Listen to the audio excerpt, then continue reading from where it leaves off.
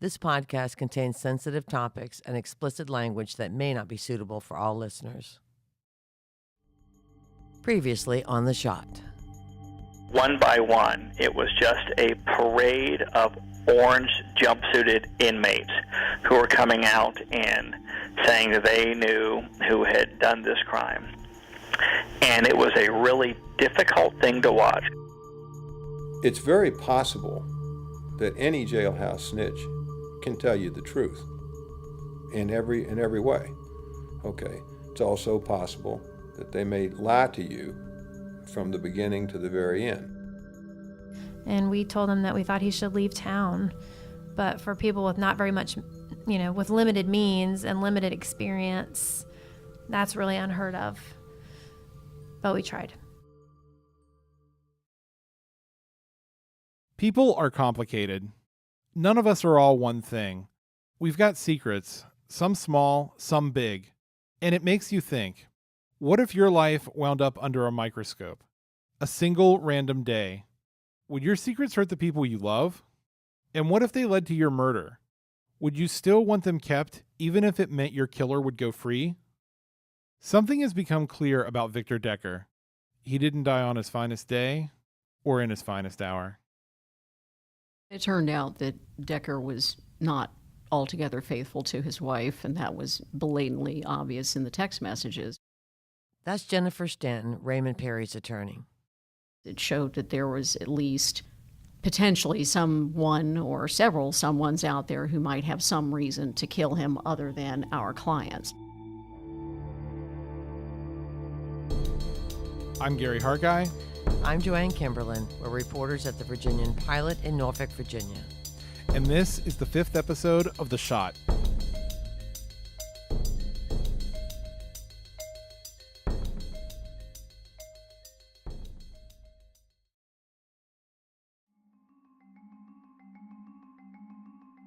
The text messages police found on Decker's phone are something we've struggled with ourselves, how to handle them. See, Gary and I are both veteran reporters, and we've wanted to get to this story for years. It's our hometown's biggest whodunit. We sensed early on that it had a lot of threads. By most accounts, Decker was a good guy and a good family man, but we'd heard he might have had a darker side. Once we met Don, it became real, just how painful the story could get for everyone. Gary and I talked about it in the newsroom. And I just feel really sad about this story today. It's really sad. It's just really sad. All of it is. I mean, it leads you down these different paths. Someone's put online the photo of his mom dancing with him at his wedding. Yeah. And when I saw that photo at Dawn's house the first time, I guess I really related to it because that's kind of, she's almost the same age I am. So I could just. Oh, really? Yeah, and I could just see, there was there's a certain look on her face, and I don't know, I just knew that look, that mom look. You know what else made me really sad?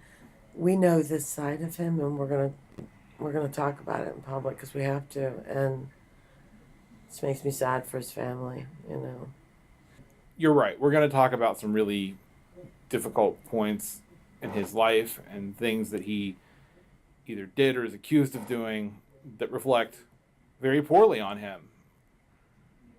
Again, I go back to the reason we're doing this, the bad of doing that, of explaining all those things, outweighs the good of not doing it, is because ultimately he's still dead and nobody knows who killed him.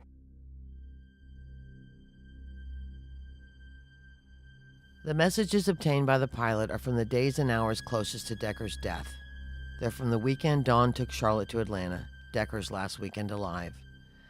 That Saturday, just a few hours after he dropped off his wife and child at the Norfolk airport, Decker started looking for sex. He sent the same message to 13 different women. I need someone to come wear me out so I can sleep. A few answered with things like, sorry babe, can't make it. Others said things that made it obvious they'd hooked up with him before. On Monday afternoon, one, a married Norfolk dispatcher, said yes. It's clear they'd had sex in the past. He gave her directions and told her to park behind his truck. She had sex with him hours before he was murdered. That evening, before he headed to the club, they messaged about how much they enjoyed it. All the while he was texting Dawn, telling her how much he loves and misses her. Back before the case fell apart, Emily Munn, Kareem Turner's attorney, asked prosecutors if they'd told Dawn about the text messages. At some point, we asked if someone had given Decker's widow a heads up that, this was potentially embarrassing / damaging information that none of us enjoyed the obligation to share with the public. That was not our conversation to have, but I think one of us had a conversation with one of the Commonwealth attorneys where we said, look, just as someone talked to her, as someone explained to her that this is, going to happen if we have to go to trial. We don't want to go to trial. We think that our clients are innocent. You should drop the charges.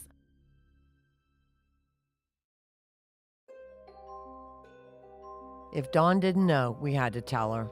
Her husband's other side had come up briefly in one of the hearings, but that might have been the only hearing Dawn didn't attend.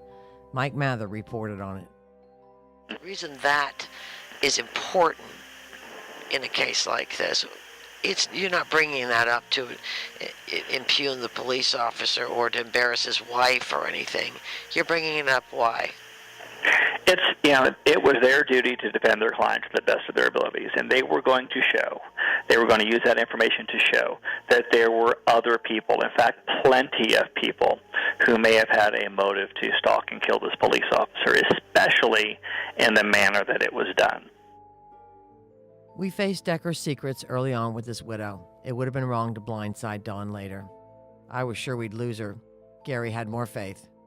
We met at a Chick-fil-A near her apartment so Charlotte could play on the jungle gym while we talked. We didn't even try to tape that interview. Truth is, we could hardly get the words out ourselves. After all she's been through, now this. Something no grieving widow would want to know, much less see aired in public. Had she known? Dawn swallowed hard, and she teared up. We did too, or at least I did. Then she nodded. One of the prosecutors had indeed tried to warn her back then. But in her mind, she'd been able to dismiss it as only rumors, baseless flack tossed up by defense attorneys. We told her it was true. We'd seen proof. Her husband was not faithful. After a heavy silence, we had to ask, did she still want to continue? She didn't hesitate. Yes. Why go through all of this with us? I've had some people kind of push. They tell me I'm not angry enough. So I've always kind of wondered, how can I find a way to open this back up and have somebody take a look at it and go, this isn't right. This family deserves answers. So when I got the phone call that you were interested in doing this, I was a little skeptical, I'm not going to lie, because I didn't know how far you were looking to go. And I know that our first meeting was a little awkward, but it was fine. I met with you and I kind of had the understanding of where you were trying to go with this. And this is, it's not going to be easy to sit here and share this. It's not easy to go back over every memory. But it's worth it. Because more than anything, the answers are there. Somebody just has to push for them. So we went back to work. I think I can tell you that there were hundreds and hundreds and hundreds of text messages. They took everything off of his phone. Then the text messages were important for us to put together his timeline for that night because, we're trying to figure out what time did he get to the club, who was he with. If you find out that someone was in a fight with a person or having sex with someone who's married, any of those things that you put out there, those would be avenues for us to explore as defense attorneys. Once we had the details confirmed, we discussed the text messages with Dawn again. Well, I know that when you came in here, we had told you we were going to finish up with some tough stuff. So we kind of pushed it to the end because if you want to run out the door, I want you to feel able to do that. Okay? Save the worst for last. I got it. Yeah. Well, it gives you a chance to not have to focus on other things if maybe you just... Anyway, but we did want to talk to you about some things. So, Randy, could you turn the mic off maybe? We tell her that her husband was casting a wide net while she was in Atlanta, and that he had sex with at least one woman on the day he died. Afterward, she agrees to turn back on the mic. Don, knowing what you have learned about Victor since his death and some of the painful things, the part of him you didn't know, how do you feel about all this now? It doesn't change the fact that he was killed. Whatever he may have been doing or not doing or whatever, I've heard the accusations. I know, that there's the implication that he was not being faithful to me. Okay, fine. Yeah, that stings a little bit, but that doesn't change the fact that he shouldn't have been killed. And I want to know why he was killed. It doesn't change that basic, simple fact that somebody murdered him. And your daughter. How do you feel about, her dad? Like I said, I don't know where we would have been at, this far down the road in our own marriage. I don't know if we would have been married or whatever. If he was cheating, he was unhappy. And so I can't say we would still be married, but he should have had the opportunity to be there for Charlotte. And Charlotte should have had the opportunity to grow up with her father.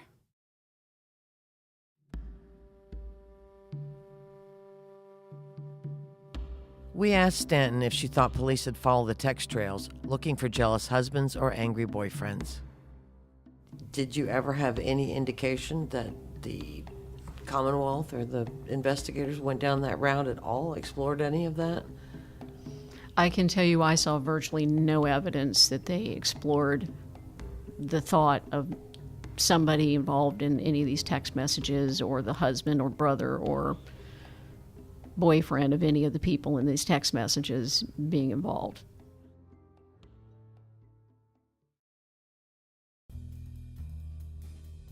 Unfortunately, there are also women who like to follow the badge. And That's probably true.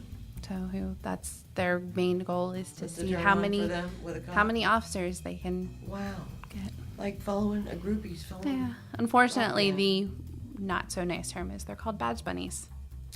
Wow, that's actually a nicer term than I would have given them. I was thinking of worse things than what There are more colorful. I gotta write that one down. Colorful explanations for what these women might be called, but I didn't know that, but it makes sense. There's usually a groupie for just about every type of they're definitely career. Yes, and cops with their guns and their uniforms kind of hot. And he did get kind of cocky after he had his shooting.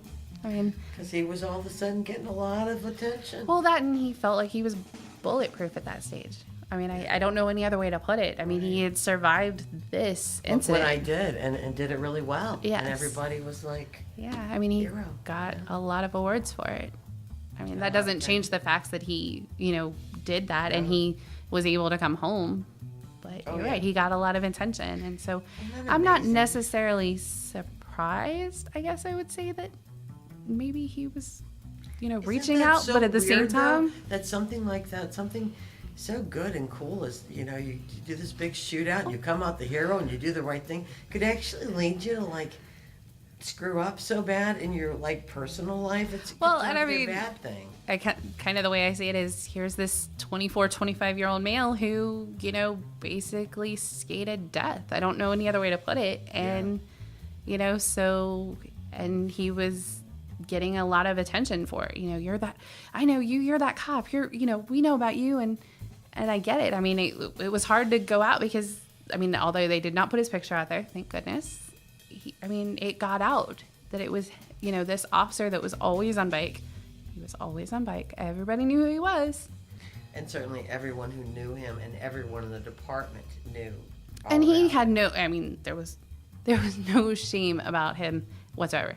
He'd walk outside in a towel, for goodness sake. He was that open kind of personality of, yeah, that was me. Did you hear about that? That was me. I found messages when this happened of, hey, did you see what happened? And he was sending out the article to other, friends of ours. Did you see what I did? And I'm kind of he was very proud of it. He was very proud of it.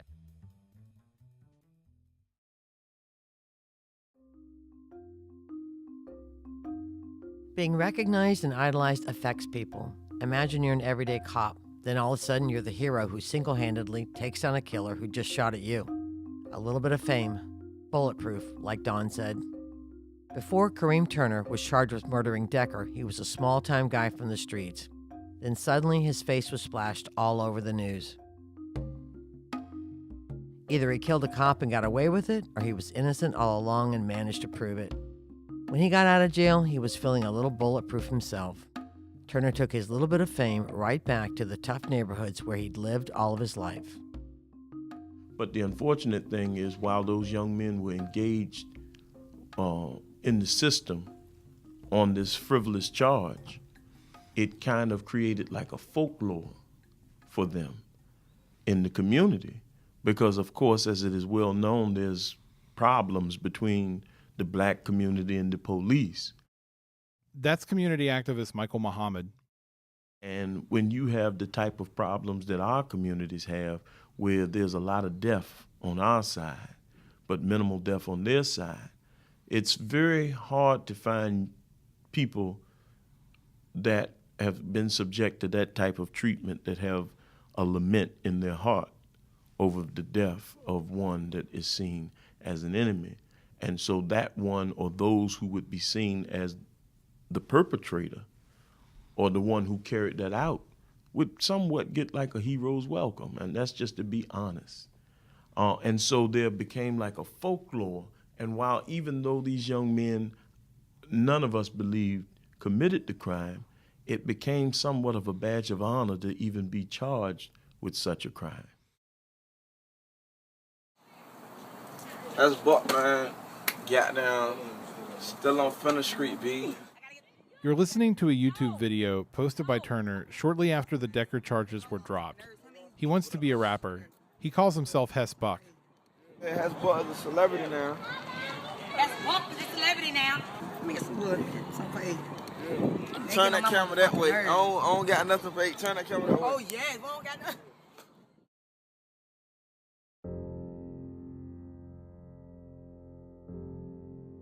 Munn and Tom Shepard started getting calls from cops they know. What did the detectives say? I had a conversation with one. It was sort of a heads up. He's hanging out with the wrong people. He's hanging out with the wrong people. He's doing some... He's in the wrong neighborhood. You guys need to tell your guy to tighten up. Why is he still in town? And so then I definitely talked to him. I don't know if you talked to him separately too, but I definitely talked to him after I'd learned that before the charge and sort of questioned, like, what the hell are you doing? This is not what we discussed. We'll still get you a bus ticket. We'll get you out of town. Where do you need a ride? We'll take you wherever you need to go. No, don't worry about it. Don't worry about it. That was the response.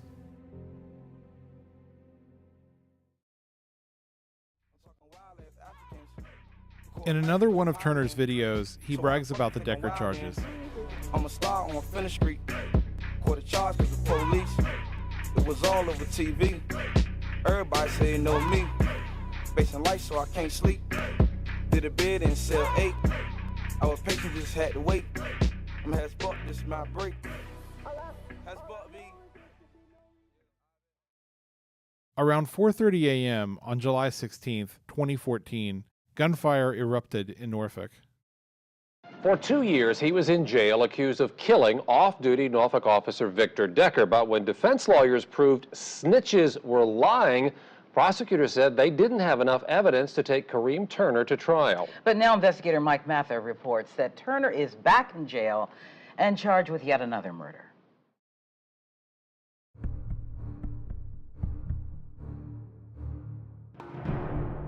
Turner had been out of jail for 4 months. Now 35-year-old DeJuan Glover was lying dead on the street. Glover was walking to his car after a house party when 3 men tried to rob him. Turner was part of the trio, along with his cousin Roy Turner and a man named Joshua Wood. Wood walked up to Glover and put a gun to his side. Glover tried to run away. A witness said all 3 robbers opened fire. Turner denied pulling the trigger. He said Glover was a friend of his, but he was arrested along with the other 2. A Norfolk officer on the gang squad said Turner was a member of a gang affiliated with the Bloods. In jail, he said, Turner had contacted a high-ranking member of the gang.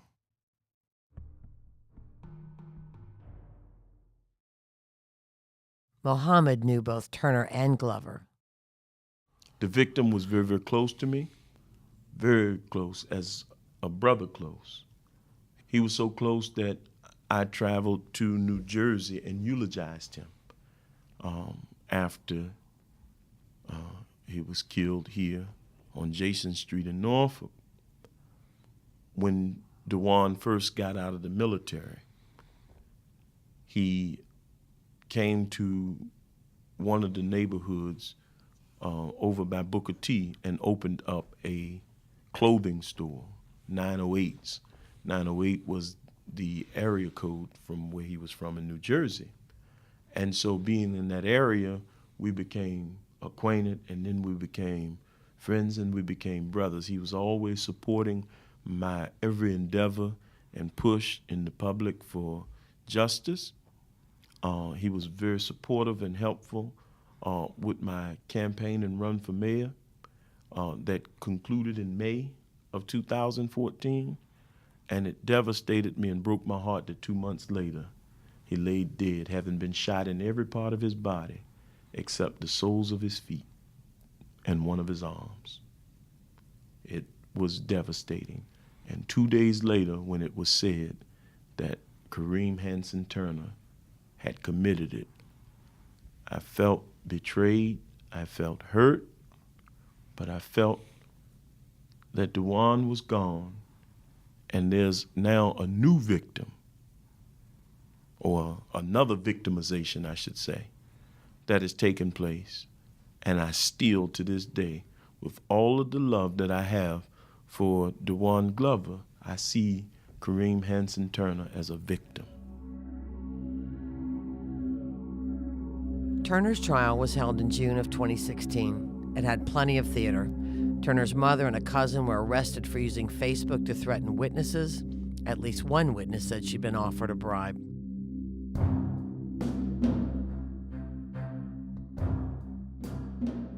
Turner wound up with a 42-year sentence. The other two men got life. Police said they found 40 cartridge casings at the scene. They came from more than one handgun.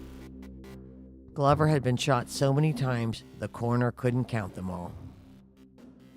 What hurt the most and caused me the most discomfort was putting in all that work, agonizing over it while it's pending, getting the result that you want, and then a few months later, turning on the news and seeing, he's charged with a crime, and it becoming very, very clear, a very serious crime. He's charged with murder again, and it becoming very clear that this one he very much did.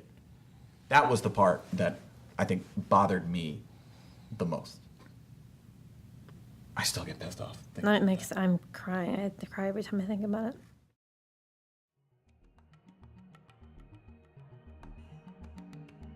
Harvey Bryant, the prosecutor who worked the case before Colin Stolley, he says the snitches bear some of the blame.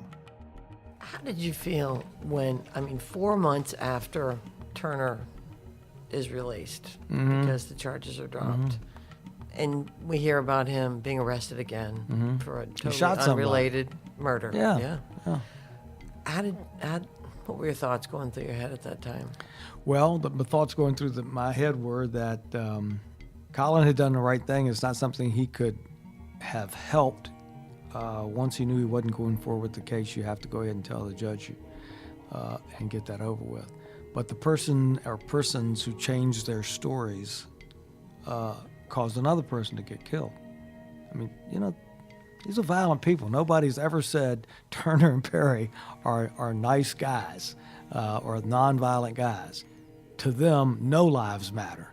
It's not black lives, white lives, blue lives. People like that, no lives matter. And that's why they're dangerous and scary, and we do everything we can to keep them off the street as long as we can. But sometimes it doesn't work out like that. It's interesting hearing you say that, because I know Jennifer and Emily Munn, both who we've talked to, that what they've said to us is basically, and they said it on the record in this room, is that, they've had a lot of clients. They both have had a lot of clients, but these guys, it struck them from as they went and looked at the case that these two just didn't do it. And in Emily's case, her client got back out on the street and then later killed somebody and is now in prison for, I think, basically the rest of his life. But it still, I think, kind of haunts her because she says, this didn't happen. Like, this one did not happen. I'm just curious to see if you have any kind of a response to that. Just to repeat what Commonwealth Attorney Colin Stiley said at the time, we had the right people, we just don't have the evidence now.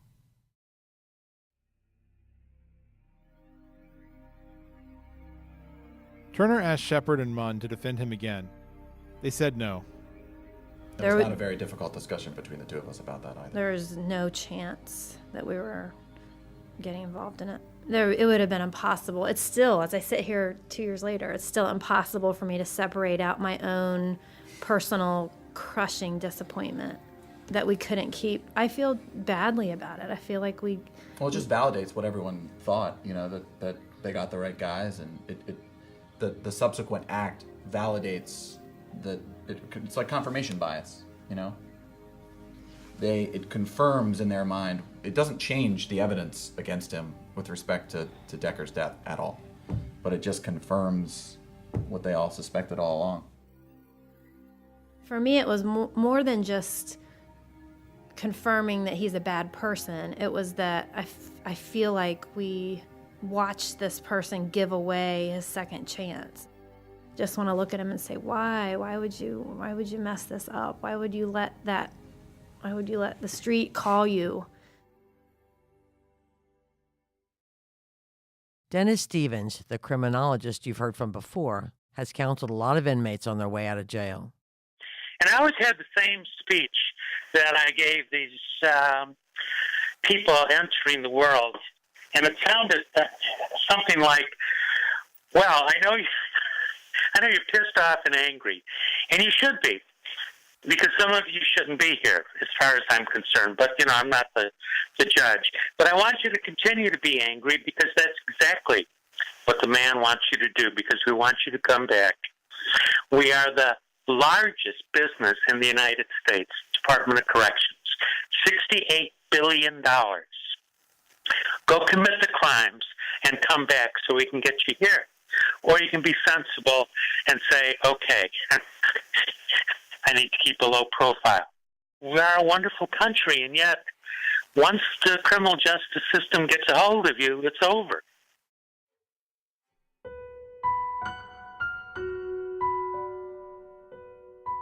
Was there a period of time, Tom or Emily too, when this case shook your faith in the law? You know, I had one of the reasons I went and started doing defense work is I had reservations about the process on the other side. So it certainly didn't help. And had that blown up in our face and he'd been convicted, that never would have sat well with me, ever. I never would have let that go. That would have bothered me to the end of my days. So it certainly did. I would say some of that stuff's already there. You do that. You do this long enough, you see things that cause you to question your faith in the system all the time. This is probably the most extreme example of that. In the end, the right thing happened. It's disappointing to hear that the Commonwealth Attorney thinks that they still have the right guys. So in that way, I would say, to me, that causes me to question the system.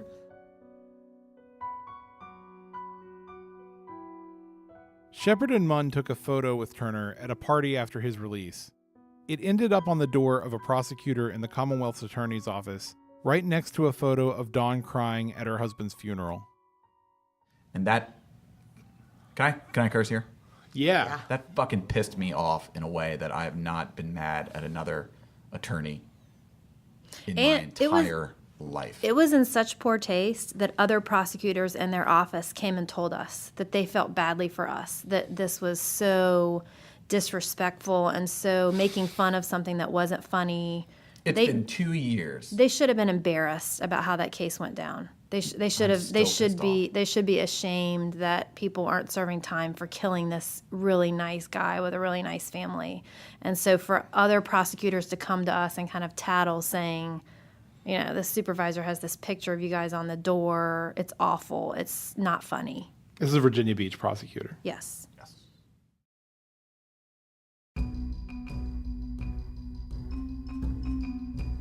We tried to talk to Raymond Perry and Kareem Turner. We weren't successful. Perry will stay in prison, basically for the rest of his life. Jennifer Stanton, his attorney in the Decker case, has been featured in our earlier episodes, but she says she didn't feel comfortable advising Perry to talk to us. She doesn't see how it would do him any good. With the Decker charges only dropped, prosecutors could decide to go after him again, and the death penalty. As for Turner, we wrote letters to him in jail explaining what we were trying to do. I checked my mailbox at work over and over, hoping for an answer. Nothing. We got a hold of Turner's current attorney, who told us his client is appealing his conviction for the murder of DeJuan Glover. He said he'd talk to Turner himself, see if he'd be willing to speak with us about the Decker case. There's only been silence. Is it enough for Dawn that both Turner and Perry are locked up, even if it is for other crimes? Her husband's murder is 7 years old, but older cases than that get solved sometimes. People come forward with new information, or someone whose conscience has been eating at them makes a confession. There's a lot of theories out there. Maybe getting them out there will help shake something loose. I've been told I should accept that at least they're behind bars. That's not an acceptable answer to me. Coming up on The Shot. You know, at 100 yards, a firecracker in your parking lot would be 3 times as loud as that gunshot. It would have sounded like somebody hitting a piece of plywood with a hammer at a distance. Maybe 20 years ago or 30 years ago, an officer could actually moonlight as a really crooked dude involved with some really bad stuff. But in this day and age, it would be next to impossible. Yeah, I have no evidence to back this up, but I have covered probably a half dozen bona fide hits in my career, both at the Pilot and at Channel 3. Legitimate hits, and I think this was one of them.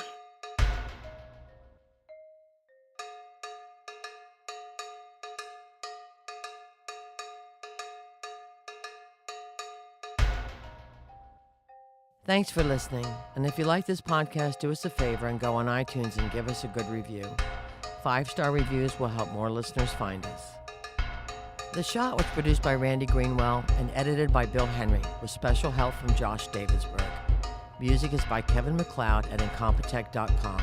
WTKR contributed TV news clips. Will Halp is our digital graphics editor. For graphics, photos, and more, go to pilotonline.com/The Shot. Sources for this podcast include documents and other materials found in court records or obtained by the Pilot from credible sources who wish to remain anonymous.